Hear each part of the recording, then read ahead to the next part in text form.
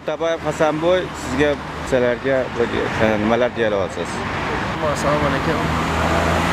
Menga 2025-yil Jinoyat kodeksining 219-moddasi bilan jinoyat sodir qilgani haqida Oltiariq tumani ichki ishlar xodimlari tomonidan Marg'ilon shahar prokuraturasi tomonidan o'sha jinoyat ishi qo'zg'atilgan.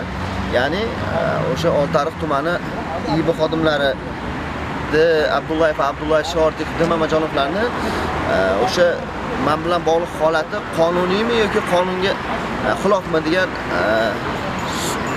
nimada va hozirda kassatsiya sudi boshlandi.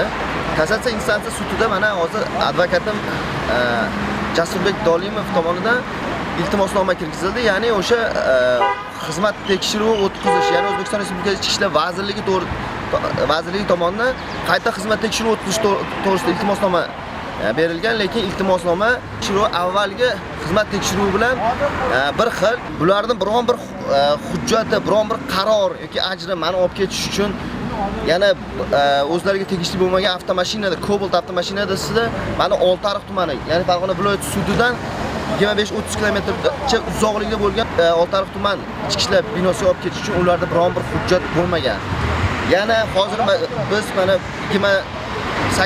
28-aprel kuni xizmat tekshiruvidan norozi bo'lib, mana sudga qayta xizmat tekshiruvi o'tkazishdi. Ya'ni xizmat tekshiruvi O'zbekiston Respublikasi Ichki ishlar vazirligi tomonidan shaxs xavfsizlik tomonidan o'tkazish to'g'risida iltimosnoma berdi. Iltimosnomamiz asossiz rad etildi va sud majlisi davom ettirish to'g'risida sudyalarimiz aytib o'tishdi. Lekin bularni Jinoyat kodeksining 219-moddasi bilan ayblashlari uchun bularda o'zlarining harakatlari avvalambor qonuniy bo'lishi kerak. Bularning harakatlari qonuniy, biron bir qonuniy bo'lgan to'g'risida biron bir hujjat yo'q. Demak, bu qonun talabi bo'yicha O'zbekiston Respublikasi Jinoyat kodeksining 219-moddasi ikkinchi qismi asossiz qo'yilgan deb o'ylayman. Hurmatli Oliy sud raisi, aynan shu murojaatimni siz o'zingiz nazoratingizga olib, qonunda belgilangan tartibda, ya'ni Oliy sud plenum qarorlari JPK talablariga zid bo'lganligi sababli aynan nazoratingizga olib, tumani tomonidan 2025-12-oy